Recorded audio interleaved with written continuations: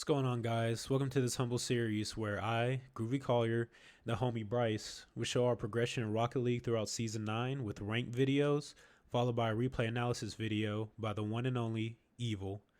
Evil's a coach on Metafy that played Rocket League since the game came out back in 2015, and he's been Supersonic Legend since Season 1 of Free to Play.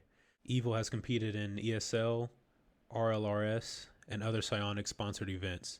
He's been coaching for 2 years and has managed the Zookeepers under RBG Esports. So I think it's safe to say that Bryce and I are in good hands. Guy.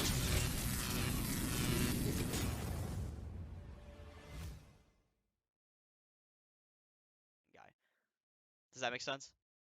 Yeah. And we don't want that. Right now it's like 1v1 after 1v1, when in reality it should be he 1v1s it and then he loses possession. That's the goal Okay. every single time. So let's look at some examples where they have possession. So, for example, here, if your teammate is going to apply pressure, so the first man's job is to force out the ball. You're trying to get the opponent to either give away possession or just lose possession. Mhm. So that could be a couple things: fake challenging, demoing, or you getting possession yourself by 50ing them and getting the ball or dunking them, right? So all of those are good as long as you get them to give away possession. The second man's job is to get the ball as soon as the first man forces the guy to give away possession. So right now, as soon as this guy is forced to give away possession, Groovy should be up. He should be right there ready to take a shot Okay. instead of being further back. The other option is like here, instead of committing Bryce, you could just fake challenge if you want, because we could talk about that safe haven, right? You're in the corner. There's not much you can accomplish from here. It's a little bit dangerous, right? Yeah. So there's kind of two sides of it here. If you guys want to be more aggressive, then yes, you can challenge here, but that means Groovy needs to be ready. As soon as you challenge, he needs to be there to follow it up.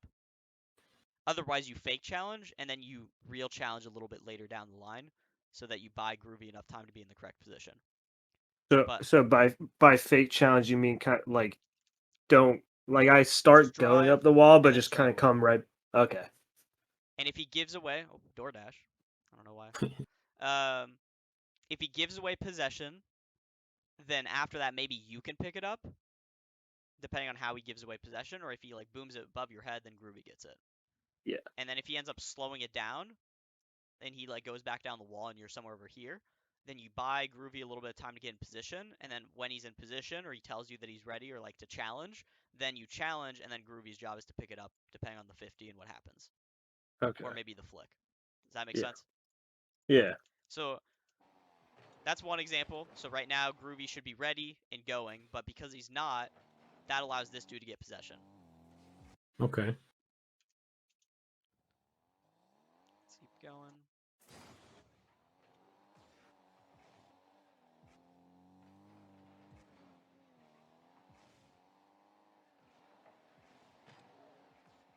So again, right, no one can follow that up.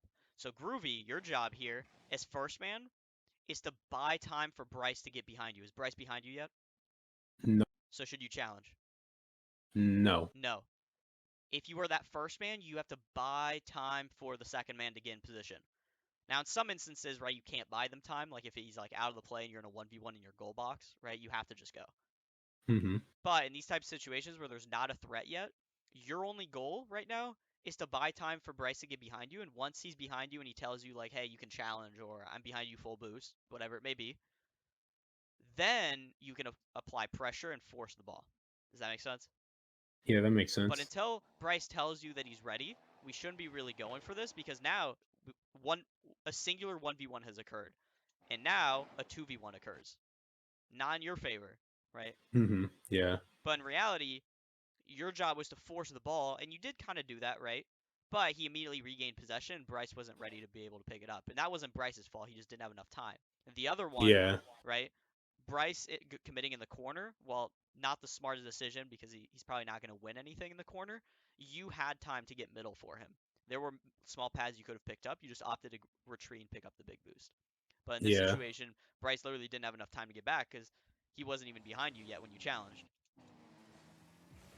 So let's keep going. Let's talk about another one.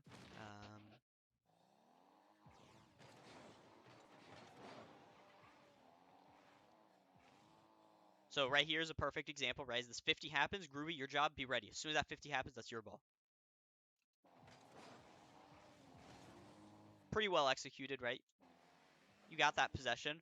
Yes, we could have maybe positioned a little bit better for the 50. But the general idea is there, right? He challenged, you're ready to pick it up. It was a little bit awkward, but you were ready to pick it up. That, we pop it over. Go next. Where are they at? Okay. So here we don't really do any two-man challenges. They just shot the ball. So here we're on offense. So Bryce, I want you supporting him, right? Shouldn't be all the way back there. We should be supporting a little bit more. But Yeah. now you apply the 50. There you can't wait for Groovy to get behind you, right? You just have to go. So that was fine. And after that, we shoot and make the save. Okay, so now this dude has possession. So we need someone to be back. So first off, Groovy, we should be rotating back post. Something we talked about last time they need to work on. And once you're behind Bryce, then Bryce can go. But right now, you should probably be here instead of like so close to the ball like this. Other than that, after that you get possession, you start to move down the field. Wait for you to lose possession, then we'll talk about it again. So here, right, what's your only job? Bryce. I guess I probably just want to slow it down. Slow it down and buy time for Groovy to get back, right? Yeah. We're just going to buy time. So we don't go, we just wait. We wait, and then whenever Groovy tells you he's behind you, then you could go. Okay. Because now, you allowed that guy to beat you, and then immediately go and 1v1 your teammate. Yeah. Yeah, not too ideal. Now...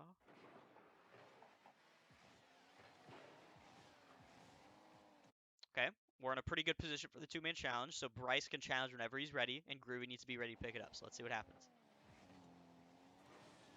Okay, right, that went fine. Now, same thing again.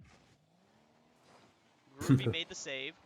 Bryce needs to be behind him, so that as soon as Groovy jumps or like applies pressure and forces this guy to give away possession, Bryce should be up right here. But you can't do that because he didn't rotate back post. So again, two-man challenge went a little bit wrong there. Now we're on offense.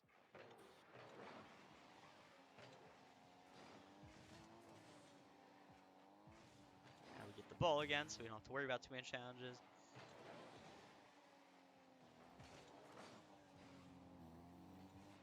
Oh my god. So here, as soon as this challenge happens, if Groovy hadn't gone possession, that would be yours, Bryce, when you would have been ready. So that was a good example. You were well positioned. Let's look at, yeah, this goal. So this is one that kind of applies as well. Oh. Is after this shot occurs, what's your only job, Groovy, right now? To buy or Bryce some time Buy to get time back. for Bryce to get back, right? Yeah. We didn't really do that. So Bryce wasn't Nope. able to get back. He's fighting for his life trying to get out of that goal. And after that, you're rushing back and we get scored on. So that's another example where your only job was to really buy time. It wasn't like it was a free open net opportunity, so we really shouldn't be doing that. So here, you want to buy time. So you waited, you bought time, right? But then the dude just handed you possession, so we scratched the idea of two-man challenges. If they just give you possession, right, you don't need a two-man challenge. Two-man challenge is to force possession into your favor. But sometimes, especially in Champ, right, we've talked about this, people just give away possession randomly. So sometimes we don't need a two-man challenge. But after that, when this dude gives away possession and you are forced to go, what's your job, Bryce? Just buy him time. Does he need you to buy him time? Oh, he's about to have possession. He's about to challenge, right? The 50-50 is about to occur, so your job is to be ready. So I can, I can swing around and get behind. Instead of rotating through these pads, we should just rotate straight to the net to be ready for that 50-50. Yeah. Then here, right, they just give away possession, so we don't care about two-man challenges. And here we're on offense. Here, we get possession, so that doesn't matter. Now they get possession. They give it away, so Groovy's welcome to go, or you can wait. Up to him. Go. possession again.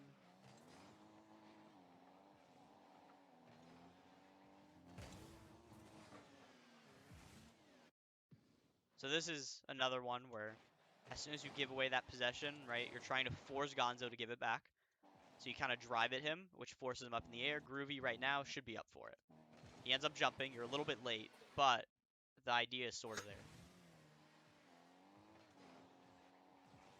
And you start your dribble.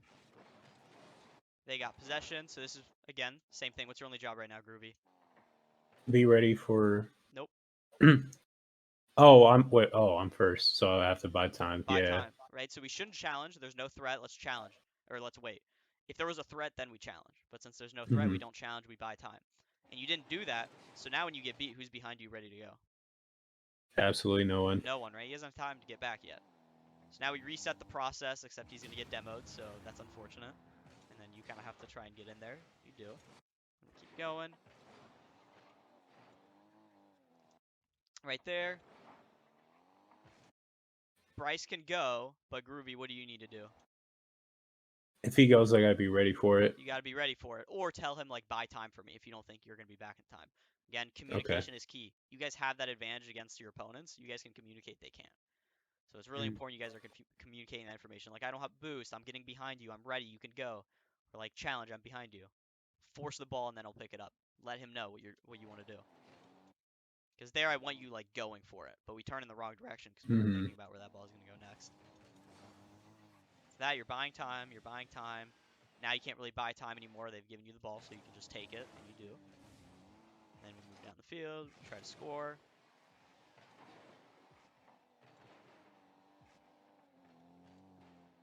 So there, Bryce forces the challenge, and then Groovy's ready to go. So that was good.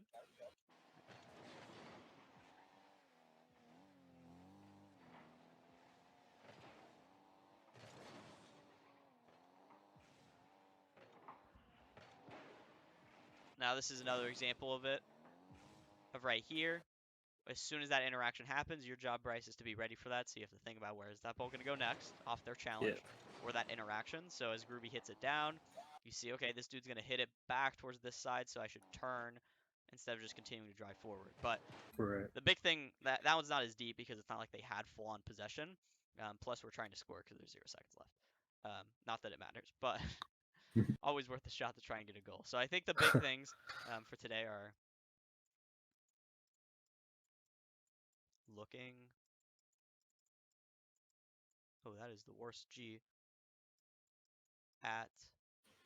I don't know why I switched to like capital letters all of a sudden. What happened? It's clean. It's clean. At opponent. Okay, so that's number one, is like looking at opponent if we want to slow down the ball. That's how we decide where's the opponent. Are they challenging or are they driving away? Okay. 2, communicate.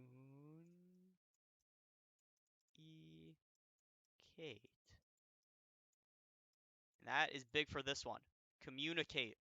Let them know, is someone challenging them or do they have time? Tell them, one on, time. One of the two, let them know. That'll help them influence their decisions. Let them know if there's someone in their booty trying to demo them. They can't see that. Okay? And then 3 we got 2-man challenges. Okay. So that's what we're looking at for today. Looking at the opponent so we can get better at our active thinking and recognizing when we can actually slow down from last time we met. Communicating that information together because we have that luxury of being in a call. And then making sure that you guys are also communicating for those 2-man challenges. The communication applies to both of these. Hey, I'm behind you. I got boost. You can challenge. Force him. I'll take it next. Force the flick. Whatever it may be, let him know what you want him to do. But that is a big thing. So those are the big things for today. But other than that, that's all I got for you guys.